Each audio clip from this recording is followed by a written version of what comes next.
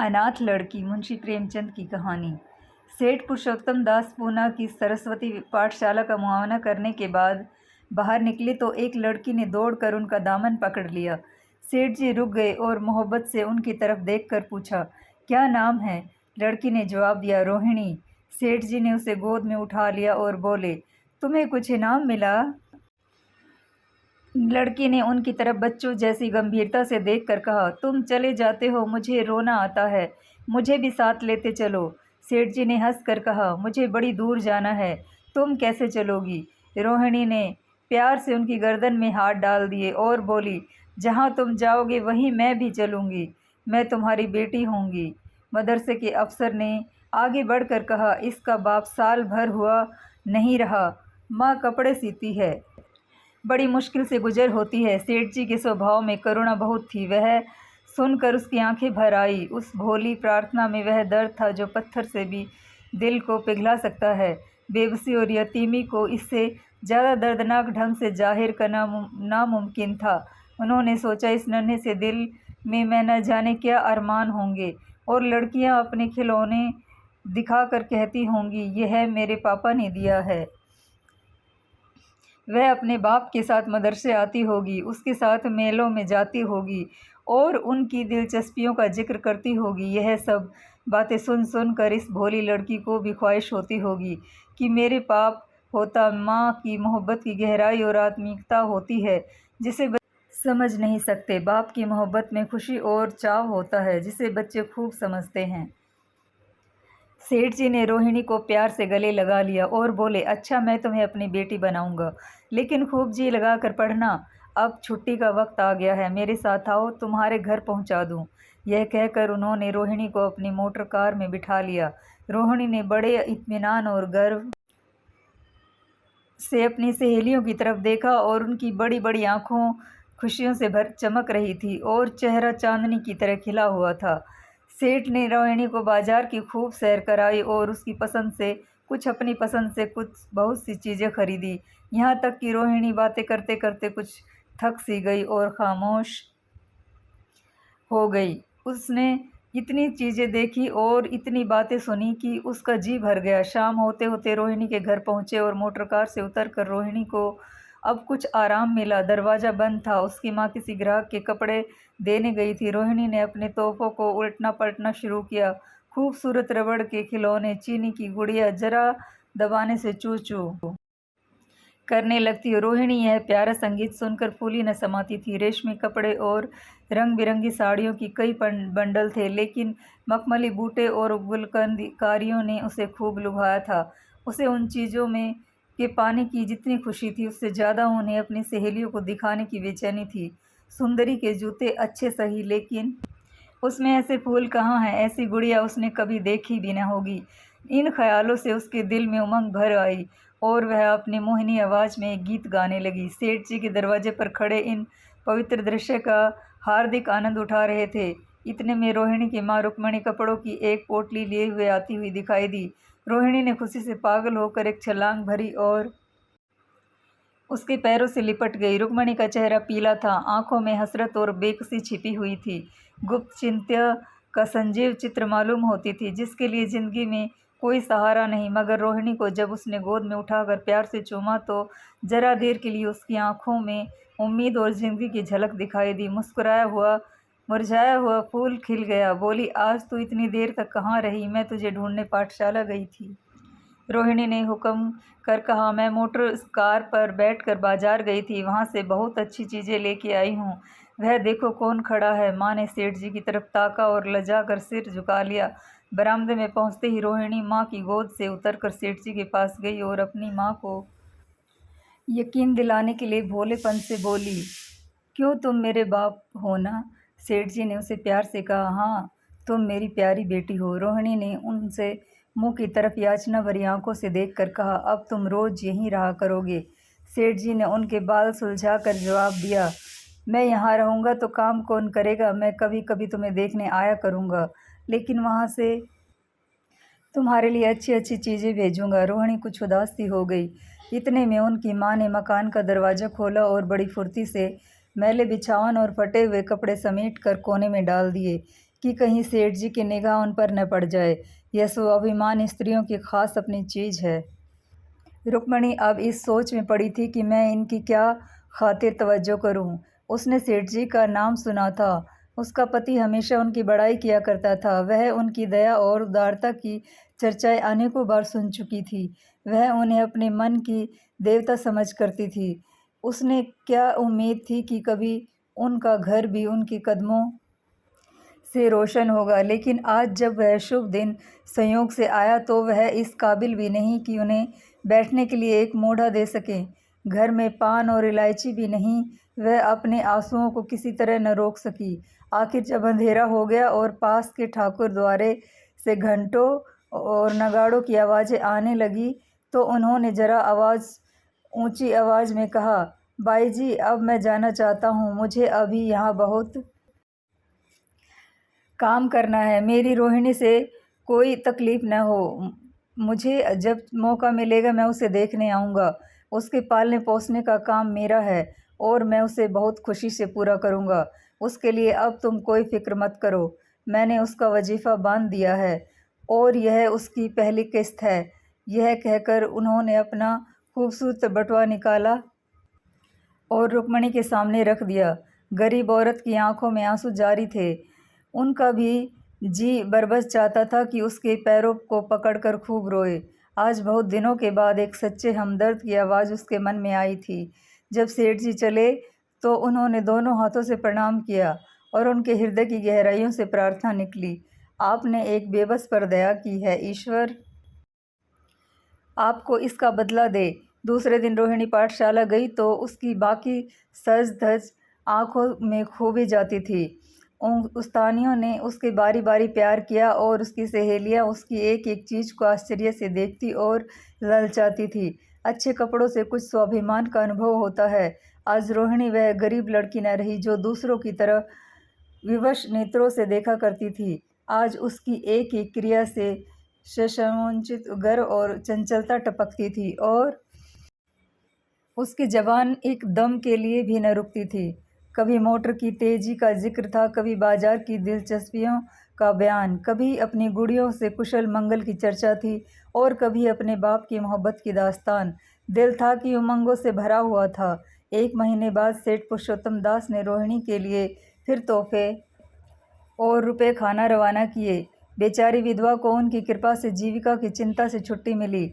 वह भी रोहिणी के साथ पाठशाला आती और दोनों माँ बेटियाँ एक ही दर्जे के साथ साथ पढ़ती। लेकिन रोहिणी का नंबर हमेशा माँ से अव्वल रहा। सेठ जी जब पूना की तरफ निकलते तो रोहिणी को देखने जरूर आते और उनका आगमन उनकी प्रसन्नता और मनोरंजन के लिए महीनों तक सामान इकट्ठा कर देता। इसी तरह कई साल गुजर गए और रोहिणी ने जवानी के सुहाने हरे भरे मैदान में पैर रखा, जबकि बचपन की भोली भाली अदाओं में एक खास मतलब और इरादों का दखल हो जाता है। रोहिणी अब आंतरिक और बाह्य सौंदर्य से अपनी पाठशाला की नाक थी। हाव भाव में आकर्षक गंभीरता, बातों में गीत का सा खिंचाव और गीत का सा आत्मिक रस था। कपड़ों में रंगीन सादगी, आंखों में लाज संकोच, विचारों की पवित्रता। जवानी थी मगर घमंड और बनावट और चंचलता से मुक्त। उसमें एक एकाग्रता थी, ऊंचे इरादों से पैदा होती है। स्त्रियोचित उत्कर्ष की मंजिलें वह धीरे धीरे तय करती चली जाती थी। सेठ जी के बड़े बेटे नरोत्तम दास कई साल तक अमेरिका और जर्मनी की यूनिवर्सिटियों की खाक छानने के बाद इंजीनियरिंग विभाग में कमाल हासिल करके वापस आए थे। अमेरिका के सबसे प्रतिष्ठित कॉलेज में उन्होंने सम्मान का पद प्राप्त किया था। अमेरिका के अखबार एक हिंदुस्तानी नौजवान की इस शानदार कामयाबी पर चकित थे। उन्हीं का स्वागत करने के लिए मुंबई में एक बड़ा जलसा किया गया था। इस उत्सव में शरीक होने के लिए लोग दूर दूर से आए थे। सरस्वती पाठशाला को भी निमंत्रण मिला और रोहिणी को सेठानी जी ने विशेष रूप से आमंत्रित किया। पाठशाला में हफ्तों तैयारियां हुई। रोहिणी को एक दम के लिए भी चैन न था। यह पहला मौका था कि उसने अपने लिए बहुत अच्छे अच्छे कपड़े बनवाए। रंगों के चुनाव में वह मिठास थी, काट छाट में वह पवन जिससे उसकी सुंदरता चमक उठी। सेठानी कौशल्या देवी उसे लेने के लिए रेलवे स्टेशन पर मौजूद थी। रोहिणी गाड़ी से उतरते ही उसके पैरों की तरफ झुकी, लेकिन उसने उसे छाती से लगा लिया और इस तरह प्यार किया जैसे कि वह उनकी बेटी है। वह उसे बार बार देखती थी और आंखों से गर्व और प्रेम टपक पड़ता था। इस जलसे के लिए ठीक समुद्र के किनारे एक हरे भरे सुहाने मैदान का एक लंबा चौड़ा शामियाना लगाया गया था। एक तरफ आदमियों की का समुद्र उमड़ा हुआ था, दूसरी तरफ समुद्र की लहरें उमड़ रही थी। गोया वह भी इस खुशी की शरीक थी। जब उपस्थित लोगों ने रोहिणी बाई के आने की खबर सुनी तो हजारों आदमी उसे देखने के लिए खड़े हो गए। यही तो वह लड़की है जिसने आपकी शास्त्री की परीक्षा पास की है, जरा उसके दर्शन करने चाहिए। अब भी इस देश की स्त्रियां में ऐसे रत्न मौजूद हैं। भोले भाले देश प्रेमियों में इस तरह की बातें होने लगी। शहर की कई प्रतिष्ठित महिलाओं ने आकर रोहिणी को गले लगाया और आपस में उनके सौंदर्य और उनके कपड़ों की चर्चा होने लगी। आखिर मिस्टर पुरुषोत्तम दास तशरीफ लाए। हालांकि वह बड़ा श्रेष्ठ और गंभीर उत्सव था, लेकिन उस वक्त दर्शन की उत्कंठा पागलपन की हद तक जा पहुंची थी। एक भगदड़ सी मच गई। कुर्सियों की कतारें गड़बड़ हो गई। कोई कुर्सी पर खड़ा हुआ, कोई उनके हाथों पर। कुछ मनचले लोगों शामियाने की रस्सियां पकड़ी और उन पर जा लटके। कई मिनट तक यही तूफान मचा रहा। कहीं कुर्सियां टूटी, कहीं कुर्सियां उल्टी, कोई किसी के ऊपर गिरा, कोई नीचे। ज़्यादा तेज लोगों में धोल धप्पा होने लगा। तब बीन की सुहानी आवाज़ें आने लगी। रोहिणी ने अपनी मंडली के साथ देश प्रेम में डूबा हुआ गीत शुरू किया। सारे उपस्थित लोग बिल्कुल शांत थे और उस समय वह सुरीला राग, उसकी कोमलता और स्वच्छता, उसकी प्रभावशाली मधुरता और उसकी उत्साह भरी वाणी दिलों पर वह नशा सा पैदा कर रही थी जिससे प्रेम की लहरें उठती हैं, जो दिल से बुराइयों को मिटाता है और जिससे जिंदगी की हमेशा याद रहने वाली यादगारें पैदा हो जाती हैं। गीत बंद होने पर तारीफ की एक आवाज़ न आई। कहीं ताने कानों में अब तक गूंज रही थी। गाने के बाद विभिन्न संस्थाओं की तरफ से अभिनंदन पेश हुए और तब नरोत्तम दास लोगों को धन्यवाद देने के लिए खड़े हुए, लेकिन उनके भाषण से लोगों को थोड़ी निराशा हुई। यूँ दोस्तों की मंडली में उनकी विकृता के आवेग और प्रवाह की कोई सीमा न थी, लेकिन सार्वजनिक सभा के सामने खड़े होते ही शब्द और विचार दोनों ही उनसे बेवफाई कर जाते थे। उन्होंने बड़ी मुश्किल से धन्यवाद के कुछ शब्द कहे और तब अपनी योग्यता की लज्जित स्वीकृति के साथ अपनी जगह पर आ बैठे। कितने ही लोग उनकी योग्यता पर ज्ञानियों की तरह से हिलाने लगे। अब जलसा खत्म होने का वक्त आया। वह रेशमी हार जो सरस्वती पाठशाला की ओर से भेजा गया था, मेज पर रखा हुआ था। उसे हीरो के गले में कौन डाले? प्रेसिडेंट ने महिलाओं की पंक्ति की ओर नज़र दौड़ाई। चुनने वाली आँख रोहिणी पर पड़ी और ठहर गई। उसकी छाती धड़कने लगी, लेकिन उत्सव के सभापति के आदेश का पालन आवश्यक था। वह सिर झुकाए हुए मेज के पास आई और कांपते हाथों से हार को उठा लिया। एक क्षण के लिए दोनों की आंखें मिली और रोहिणी ने नरोत्तम दास के गले में हार डाल दिया। दूसरे दिन सरस्वती पाठशाला के मेहमान विदा हुए, लेकिन कौशल्या देवी ने रोहिणी को न जाने दिया। बोली, अभी तुम्हें देखने से जी नहीं भरा। तुम्हें यहाँ एक हफ्ता रहना होगा। आखिर मैं भी तुम्हारी माँ हूँ। एक माँ से इतना प्यार और दूसरी माँ से इतना अलगाव। रोहिणी कुछ जवाब न दे सकी। उसे सारा हफ्ता कौशल्या देवी ने अपनी विदाई की तैयारियों में खर्च किया। 7वें दिन उसे विदा करने के लिए स्टेशन तक आई। चलते वक्त उसे गले मिली और बहुत कोशिश करने पर भी आंसुओं को रोक न सकी। नरोत्तम दास भी आए थे। उनका चेहरा उदास था। कौशल्या ने उनकी तरफ सहानुभूतिपूर्ण आंखों से देखकर कहा, मुझे यह तो ख्याल ही न रहा कि रोहिणी क्या यहाँ से पूना तक अकेली जाएगी। क्या हर्ज है, तुम ही चले जाओ। शाम की गाड़ी से लौट आना। नरोत्तम दास के चेहरे पर खुशी की लहर दौड़ गई, जो इन शब्दों में न छिप सकी। अच्छा, मैं ही चला जाऊंगा। वह इस फिक्र में थे कि देखे विदाई की बातचीत का मौका भी मिलता है या नहीं। अब वह खूब जी भर के अपना दर्द दिले सुनाएंगे और मुमकिन हुआ तो उसे लाज संकोच को भी, जो उदासीनता के पर्दे में छुपी है, मिटा देंगे। रुक्मणी को अब रोहिणी की शादी की फिक्र पैदा हुई। पड़ोस की औरतों ने इसकी चर्चा होने लगी थी। लड़की इतनी सियानी हो गई है, अब क्या बुढ़ापे में ब्याह होगा? कई जगह से बात आई। उसमें कुछ बड़े प्रतिष्ठित घराने थे, लेकिन जब रुक्मणी उन पैमानों को सेठ जी के पास भेजती तो वे यही जवाब देते थे कि मैं खुद फिक्र में हूँ। रुक्मणी को उसकी यह टाल मटोल बुरी मालूम होती थी। रोहिणी को मुंबई से लौटे महीना भर हो चुका था। अब एक दिन पाठशाला से लौटी तो उसे अम्मा की चारपाई पर एक खत पड़ा हुआ मिला।